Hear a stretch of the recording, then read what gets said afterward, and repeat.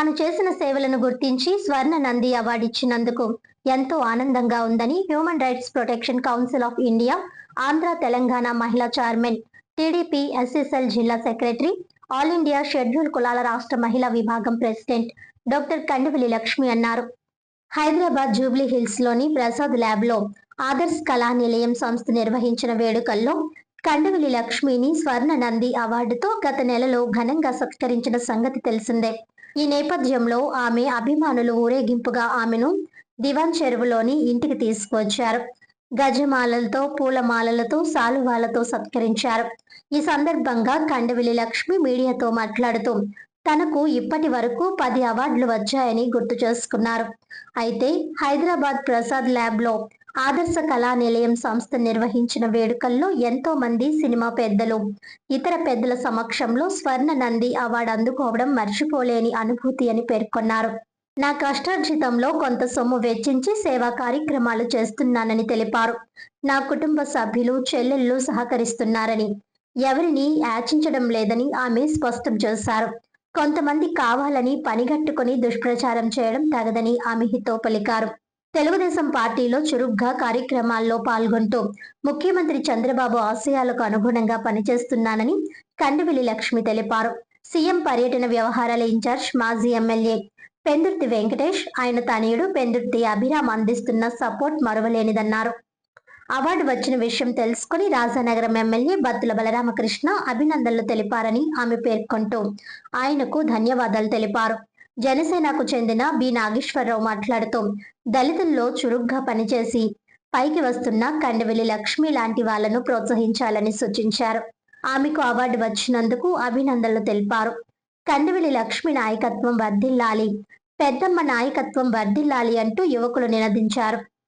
ఈ సమావేశంలో RPC seculars సర్వ శ్రీలంక దుర్గాప్రసాద్, పెండ్యాల కామరాజు, డివి రమణమూర్తి, సింహ దుర్గారావు, దుడ్డే త్రినాథ్, కారుమూరి యుగంధర్, దుడ్డే సురేష్, వర్ధనపు శరత్ కుమార్, ఆకుల మణికాంత్, గుడ్ల సాయి దుర్గాప్రసాద్, వల్లి శ్రీనివాసరావు, వాడపల్లి జ్యోతిష్, ముగ్గల్ల రాజేష్, ముప్పన రమేష్, కారుమూరి శిరీష, బాసా సోనియా, ఎర్ర బాలమురళీకృష్ణ, కాకర ప్రసాద్, చల్ల సాయి దుర్గాప్రసాద్, కొల్లి సత్యనారాయణ, చల్లా ప్రసాద్, కందివలస రమణ తదితరులు పాల్గొన్నారు. ఎక్కడ ఏ కష్టం వచ్చినా తప్పనిసరి నా వంతు అక్కడ కృషి చేసి నా సహాయం చేయడం జరుగుతుంది. అలాగే కుష్ఠరోగులకు, అనాథులకు, వితంతులకు, మానసిక వికలాంగులకు, ఇలా కొంతమంది వారికి నేను నా వంతు సహాయం మా ఇంట్లో నుంచే కొంత ధనము వారికి సహాయం చేయడం కూడా జరుగుతుంది.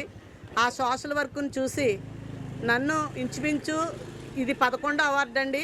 10 అవార్డులు అయితే చాలా సంతోషంగా తీసుకున్నాను. 11వ అవార్డు నంది అవార్డు అంటే నేను చాలా సంతోషించాను.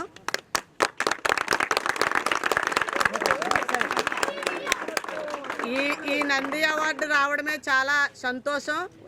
నేను ఒక దళిత మహిళా నాయకత్వంలో ఈ నంది అవార్డు నా దళిత కులంలో పుట్టిన ఎవరికి లేదని చాలామంది మా శాసనసభ్యులు కూడా మాట్లాడడం జరిగింది. చాలా మంచిదమ్మా ఈ అవార్డు రావడం అని. రాజానగరం నియోజకవర్గం శాసనసభ్యులు మదర్ తెరీ అవార్డు రాగానే ఆయన ఫస్ట్ ఫోన్ కాల్ చేసి విషెస్ తెలియజేశారండి. నిజంగా నేను చాలా సంతోషిస్తున్నాను. అలాగే మా మినిస్టర్ గారు పెందుర్తి వెంకటేష్ గారు కూడా కంగ్రాచులేషన్ ఫోన్ ద్వారా తెలియజేశారు. నేను చేస్తున్న కష్టం ఖచ్చితంగా సోషల్ మీడియా ద్వారా ముందుకెళ్ళడాన్ని బట్టే ఈ నంది అవార్డుకి అర్హురాలను కనుక నన్ను ఎన్నుకొని ఆ అవార్డు జూబ్లీ హిల్స్ ప్రసాద్ గారి క్లబ్లో ఇవ్వడం జరిగిందండి.